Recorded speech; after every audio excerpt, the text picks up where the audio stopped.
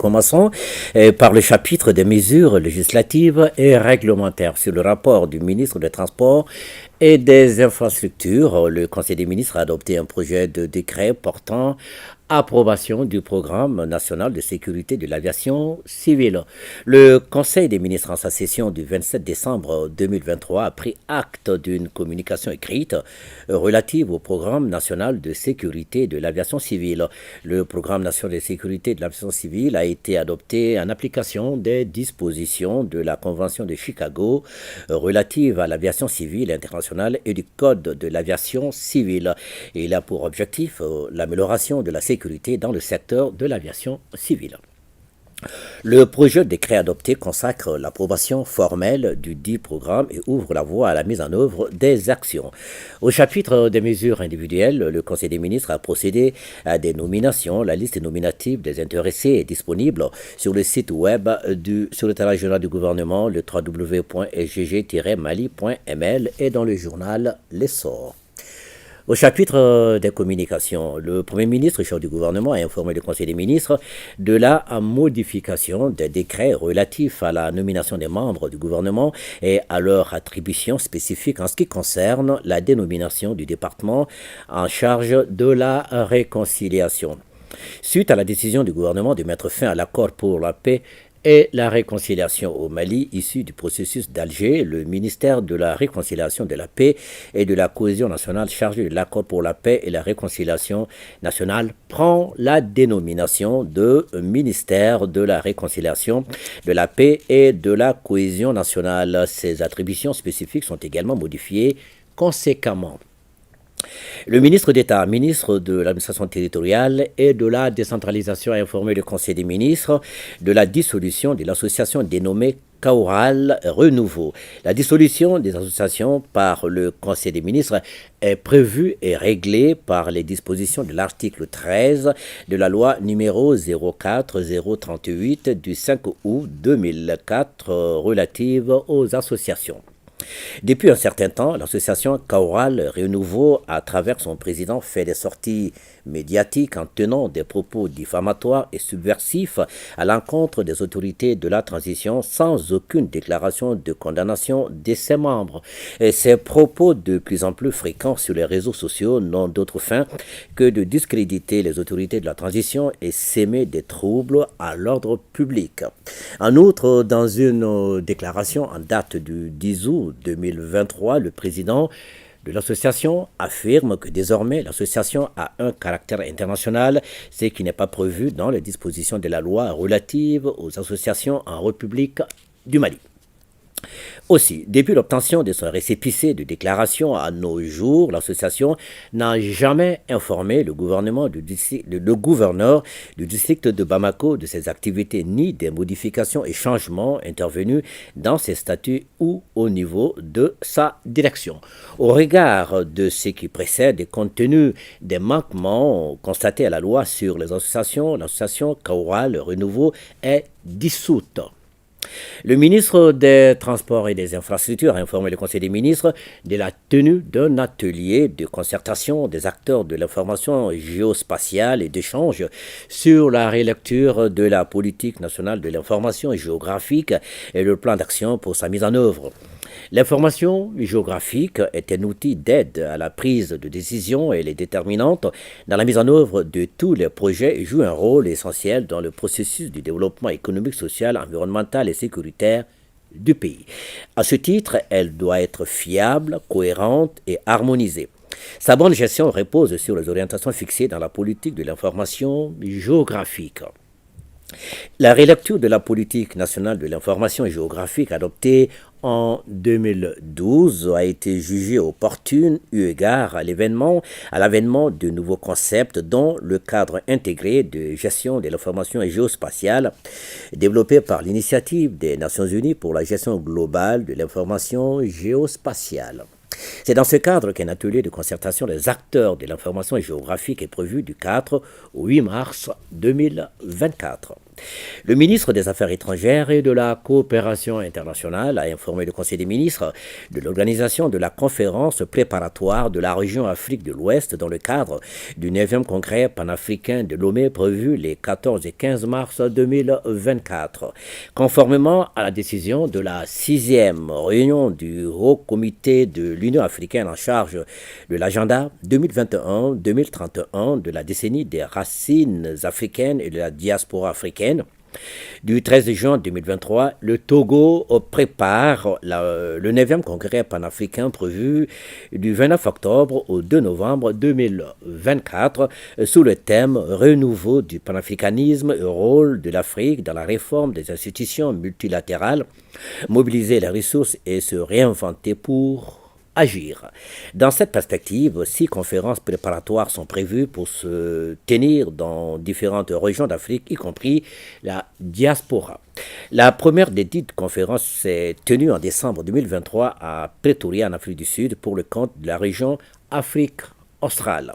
Pour la région Afrique de l'Ouest, le Togo a sollicité le Mali pour organiser la 2e conférence qui vise comme objectif sensibiliser la diaspora et les afro-descendants sur leur origine commune africaine et la nécessité d'aller vers la création d'une organisation commune, analyser les contraintes liées à l'investissement productif de la diaspora et des afro-descendants sur le continent, réfléchir sur la création de conditions idoines pour la mobilisation des ressources humaines, matérielles et financières de la diaspora et des afro-descendants au profit du développement du continent, formuler des conclusions et recommandations pertinentes devant enrichir les travaux du 9e congrès panafricain de Lomé.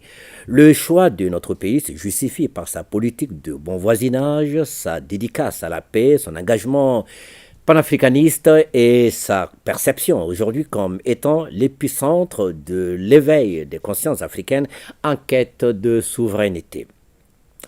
Le ministre de l'Éducation nationale a informé le Conseil des ministres de sa participation à la conférence mondiale sur l'éducation culturelle et artistique du 13 au 15 février 2024 à Abu Dhabi, aux Émirats arabes unis.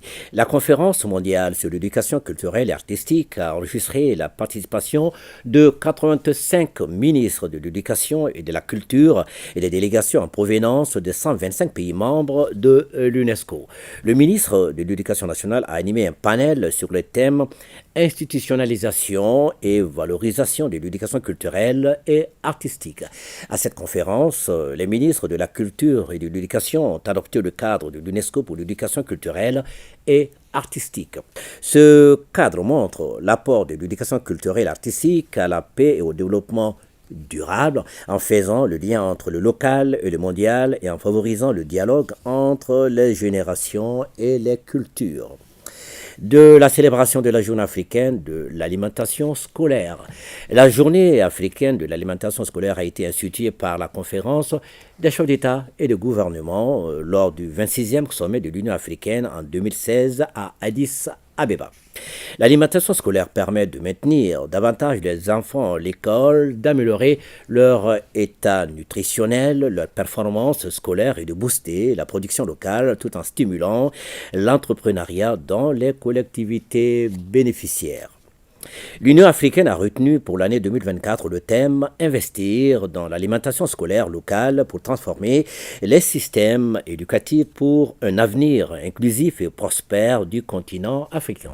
Le Mali, depuis la première édition en 2016, célèbre chaque année la journée africaine de l'alimentation scolaire. Cette 9e édition aura pour thème national la cantine scolaire endogène, socle d'une éducation inclusive et d'un avenir prospère de l'Alliance des États du Sahel.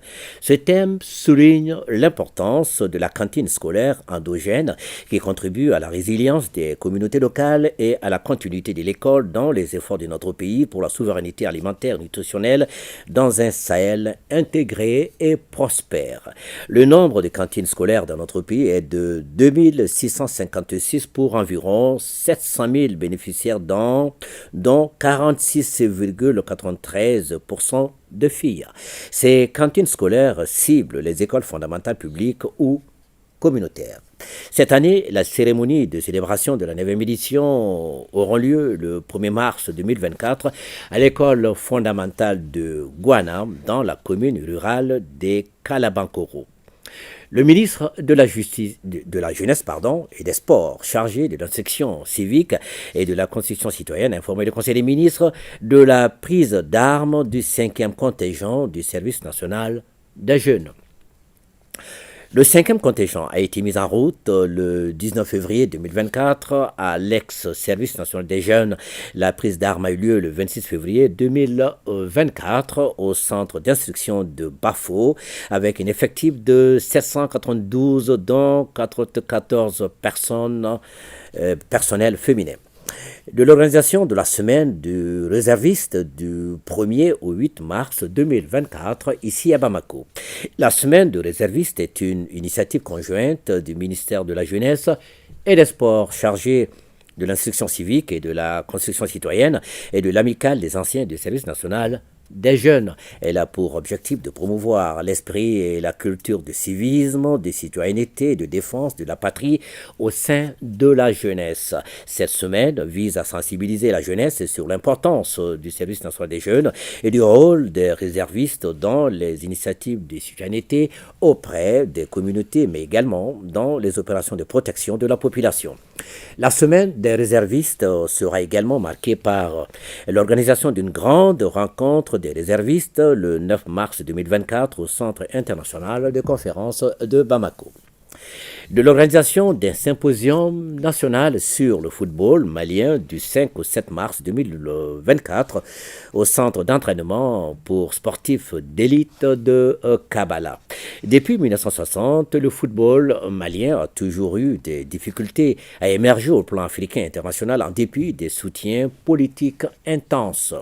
Fort de ces constats, le ministère en charge des sports a décidé d'organiser un symposium national en vue de mener une réflexion approfondie aux fins d'identifier les contraintes majeures à l'atteinte des objectifs et de formuler des propositions pertinentes visant à améliorer la performance de la sélection nationale senior de football. Participeront à ce symposium les représentants des institutions de la République, des départements ministériels et du mouvement sportif national de la Fédération malienne de football, des journalistes sportifs, des anciens joueurs, des anciens ministres des sports, des experts nationaux et internationaux et de l'Association des entraîneurs du Mali. Les conclusions du symposium seront mises en œuvre par la Fédération malienne de football en rapport avec l'encadrement technique. Le ministre de la Promotion de la Femme, de l'Enfant et de la Famille a informé le Conseil des ministres de la participation du Mali à la table ronde de haut niveau sur femmes et transition politique en Afrique tenue du 19 au 21 février 2024 en N'Djamena, au Tchad.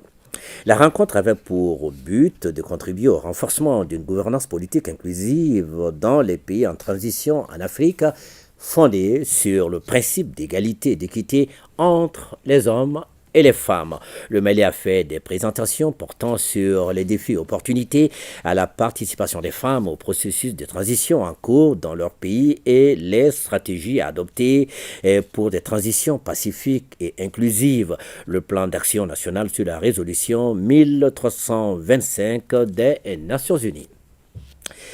Le ministre de la Promotion de la Femme, de l'Enfant et de la Famille a également participé à un dialogue intergénérationnel avec ses homologues sur le thème « Comment préparer les jeunes à jouer pleinement leur rôle dans les processus de transition politique ». La vision du président de la transition, chef de l'État, relative aux réformes réalisées et en cours de réalisation, a été partagée avec les représentants des autres gouvernements et des organisations internationales.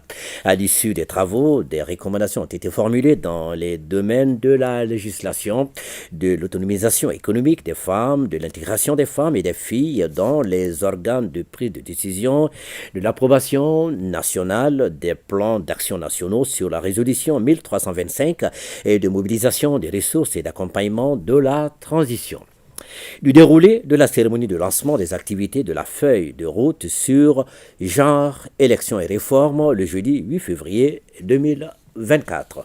La cérémonie de lancement s'est déroulée au Centre international de conférences de Bamako et c'était sous la présidence du ministre d'État, ministre de l'administration territoriale et de la décentralisation, avec à ses côtés certains membres du gouvernement et du Conseil national de transition, les autorités politiques, administratives du district de Bamako, les organisations de la société civile et les partenaires techniques et financiers.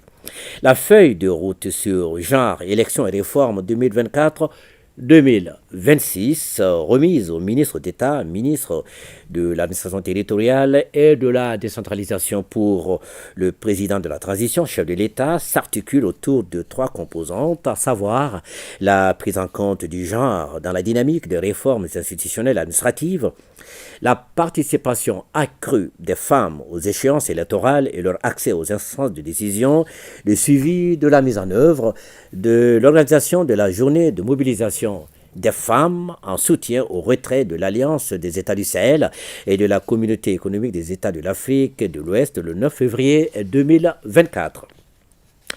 Suite au communiqué conjoint du Burkina Faso, de la République du Mali et de la République du Niger relatif à leur retrait sans délai de la CEDEAO le 28 janvier 2024, les populations des 3 pays ont salué cette décision. Pour marquer leur adhésion et leur soutien aux autorités de la transition, des milliers de femmes du district de Bamako et des capitales régionales se sont mobilisées pour soutenir la décision de retrait sans délai des autorités des pays de l'AES de la CEDEAO.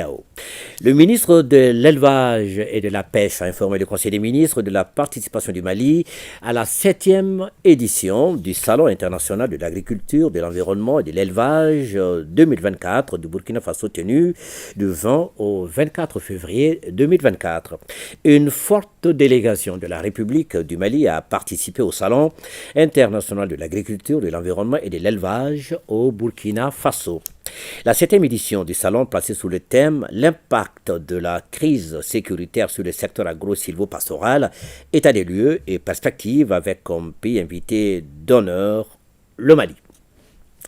Le ministre de la Santé et du Développement social a informé le Conseil des ministres de la situation épidémiologique du pays, marquée notamment par une stagnation du nombre de cas testés positifs de la maladie à coronavirus par rapport à la semaine précédente, par une augmentation du nombre de cas confirmés de dengue comparé à celui de la semaine écoulée. Le président de la transition, chef de l'État, a appelé la population au respect strict des mesures de prévention et de lutte contre la maladie. Mariam Koné, ce sera tout. Merci beaucoup Ibrahima Djombele et restez avec nous.